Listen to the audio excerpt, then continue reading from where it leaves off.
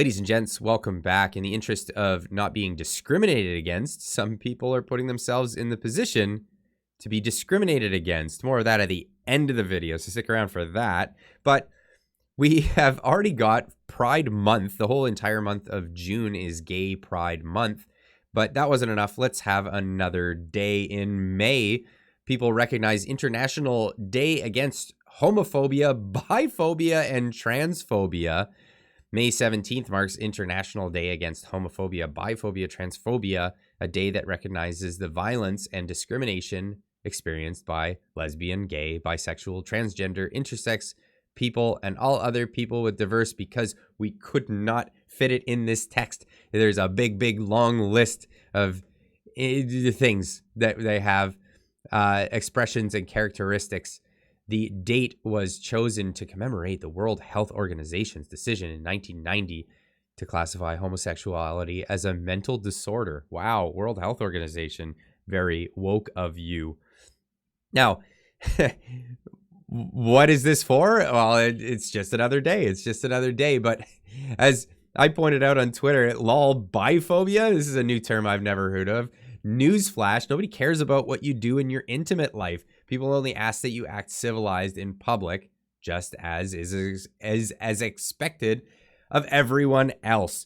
The whole idea is like, nobody cares anymore. This has really become a non-issue anymore, especially in the Canadian life. There are gay people, nobody cares about it, but it's becoming a ridiculous thing where people are pushing new things. It's not just about being gay anymore. I mean, bisexual. Well, who cares? Who cares? And is there a distinction? And the reason why I laughed at the word there is like, people that discriminate, do they discriminate based on a tiny distinction? I don't think so. And even Bill Maher, a prominent left-leaning commentator over the past several decades, has chimed in on this, just showing how ridiculous it has become. We're coming up on Pride Month. June is Pride Month all over the country, all over the world, I guess. And yeah, that's right. And it used to be there was one flag for Pride Month. It was the Pride flag. And I noticed recently, talk about mission creep. Look at this chart. There's 96 flags now for, I know. For all the, and some of these, you know, it's one thing to have a sexual orientation, and then there's just things you like. Like here's some of these. These are real. These are real. Sapiosexual. This is attracted to intelligent people.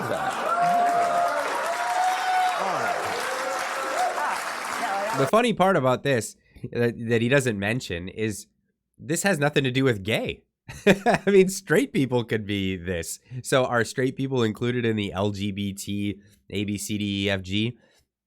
Is it even a separate community anymore? Or is it just the general populace and you're talking about particular things that you like? You mean just like anyone who isn't a fucking moron? Okay, yes. Rubber pride. This is a real flag for people who are into rubber and latex. That's the... wow. What are the odds that 3/5 of the audience is into rubber and latex? Really? What is the argument for that one, too? Are you going to say, Mom, Dad, you know, have that nature-nurture argument? You know, I was just born this way. I was born really into rubber and latex. I can't help it. It's just part of my nature as a human being. You just need to accept me for this. Okay. That's the Rod Stewart effect, I feel. A queer platonic. These are ambiguously romantic or non-romantic relationships.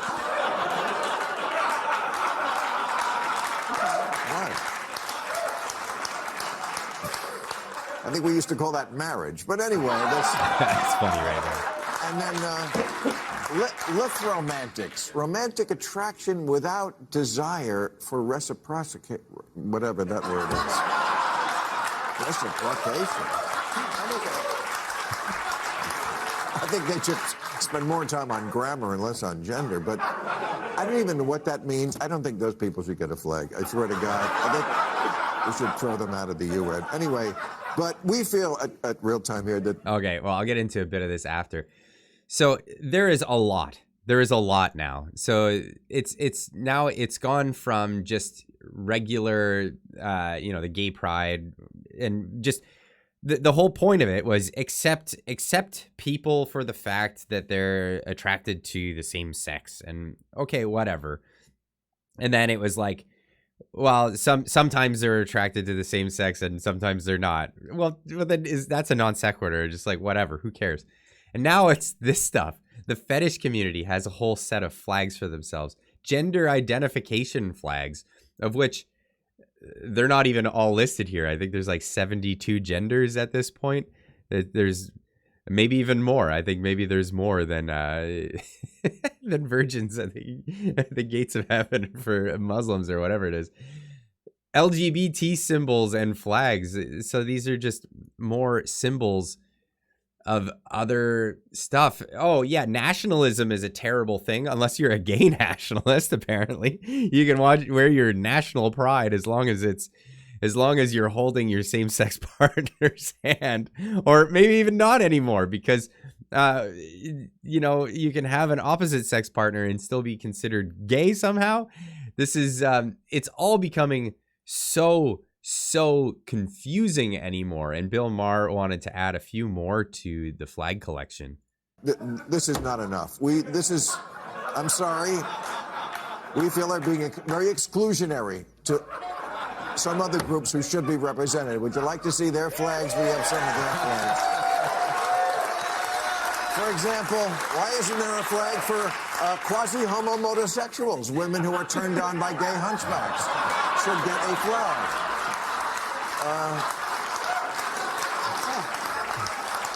Canisexuals, couples that only experience arousal if the dog is watching.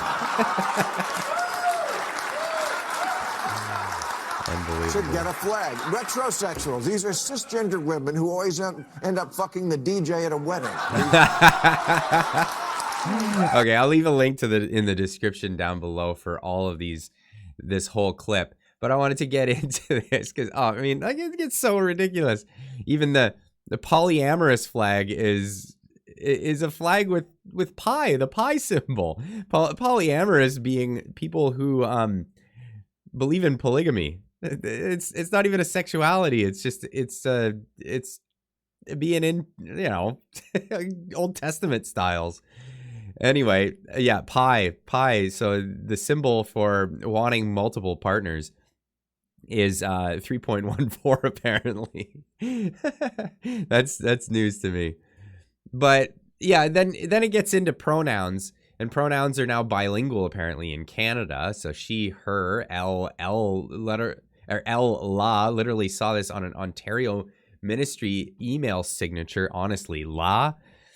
To which I replied, lol, in French, the dinner table has pronouns.